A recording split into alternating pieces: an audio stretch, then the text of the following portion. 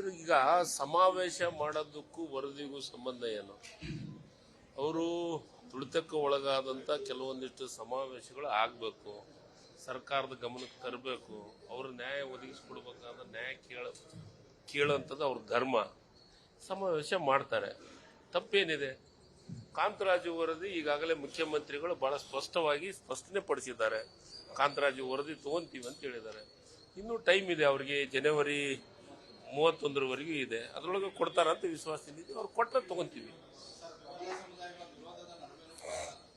Sir, ಈಗ ಪ್ರಬಲ ಸಮುದಾಯದ ವಿರೋಧ ಅನ್ನೋದಕ್ಕಿಂತ ಮೊದಲು ವರದಿಯನ್ನ ತೆಗೆದುಕೊಳ್ಳೋಣ, ವರದಿಯನ್ನ ನೋಡೋಣ, ವರದಿ ಒಳಗೆ ಏನಿದೆ ವಾಸ್ತವ ಸತ್ಯ ತಿಳ್ಕೊಳ್ಳೋಣ. ತಿಳ್ಕೊಂಡ ಮೇಲೆ ವರದಿ ಅಂಗೀಕಾರ ಆಗೋದು ಮತ್ತೊಂದು, ಆಮೇಲೆ ನಿರ್ಧಾರ ಮಾಡೋಂಥದ್ದು. ಸರ್, ಈಗ ಎಲ್ಲಿವರೆಗಿದೆ? ಈಗ ವಿಸ್ತರಣೆ ಮಾಡಿದ್ದೀವಿ, ಅದಾದ್ಮೇಲೆ ಮತ್ತೆ ಡೇಟ್ ಹೇಳೋಣ ಅಂತ. ಸರ್, ನಾನು ಹೇಳಕತ್ತಿದ್ದು ಮೊದಲು ಅವಧಿ ಅದರೊಳಗೂ ಕೊಡ್ತೀನಿ ಅಂತ ಹೇಳಿದ್ದಾರೆ. ಯಾರು? ಜಯಪ್ರಕಾಶ್ ಹೆಗಡೆ ಅವರು ಹೇಳಿದ್ದಾರೆ. ಸರ್, ನಮ್ಮಲ್ಲಿ ಯಾರ್ದು ವಿರೋಧ ಇಲ್ಲ. ಹಂಗೆ ವಿರೋಧ ಇದೆ ಅಂತ ಮಾಧ್ಯಮದೊಳಗೆ ಸೃಷ್ಟಿ ಆಗ್ತಾ ಇರೋದು, ಯಾವ್ದು ವಿರೋಧ ಇಲ್ಲ. ಸರ್, ಅವ್ರಿಗೆ ವರದಿ ಕೊಟ್ರೆ ನಿಶ್ಚಿತವಲ್ಲ ತಗೊಂತೀವಿ.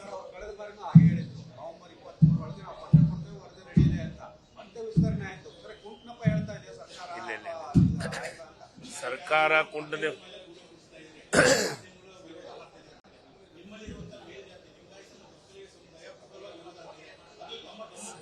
ಸರ್, ನಮ್ ಗಮನಕ್ಕೆ ಬಂದಿದೆ. ನಾನು ಮಾಧ್ಯಮದೊಳಗೆ ಹೇಳಿದ್ದೀನಿ, ವರದಿ ನೋಡ್ಲಾರ್ದೆ, ವರದಿಯನ್ನ ಓದಲಾರ್ದೆ ವಿರೋಧ ಮಾಡೋದು ತಪ್ಪು. ಆ ವರದಿಯನ್ನ ನೋಡೋಣ, ಆ ವರದಿಯನ್ನ ಓದೋಣ, ವಾಸ್ತವ ಅಂಕಿಅಂಶಗಳ ಬಗ್ಗೆ ವಿಚಾರವನ್ನು ಮಾಡೋಣ. ಮತ್ತೆ ಇನ್ನೂ ಒಂದು, ಕಾಂತರಾಜು ವರದಿ ಯಾವುದೇ ಜಾತಿ ಜನಗಣತಿ ಅಲ್ಲ. ಅದು ಶೈಕ್ಷಣಿಕ, ಸಾಮಾಜಿಕ, ಆರ್ಥಿಕವಾಗಿ ಈ ರಾಜ್ಯದೊಳಗ ಯಾವ ಜನ ಎಷ್ಟೆಷ್ಟಿದ್ದಾರೆ ಅನ್ನೋದು ತಿಳ್ಕೊಳ್ಳುವಂತ ವರದಿ ವಿನ ಜಾತಿ ಜನಗಣತಿ ಅಲ್ಲ. ಡಿ.ಸಿ.ಎಂ ಅವರಿಗೂ ಗೊತ್ತಿದೆ, ಮುಖ್ಯಮಂತ್ರಿಗಳಿಗೂ ಗೊತ್ತಿದೆ, ಎಲ್ಲಾ ಮಂತ್ರಿಗಳಿಗೂ ಗೊತ್ತಿದೆ. ಅದ್ರ ಬಗ್ಗೆ ನಿರ್ಧಾರ. ಅನುಕ್ಷಣದ ಸುದ್ದಿಗಳಿಗಾಗಿ ವಿಸ್ತಾರ ನ್ಯೂಸ್ ಯೂಟ್ಯೂಬ್ ಚಾನೆಲ್ ಸಬ್ಸ್ಕ್ರೈಬ್ ಮಾಡಿ. ಹೊಸ ಸುದ್ದಿಗಳ ನೋಟಿಫಿಕೇಶನ್ಗಾಗಿ ಬೆಲ್ ಐಕಾನ್ ಕ್ಲಿಕ್ ಮಾಡಿ. ಲೇಟೆಸ್ಟ್ ಅಪ್ಡೇಟ್ಸ್ಗಾಗಿ www.vistaranews.com ವೆಬ್ಸೈಟ್ಗೆ ವಿಸಿಟ್ ಮಾಡಿ.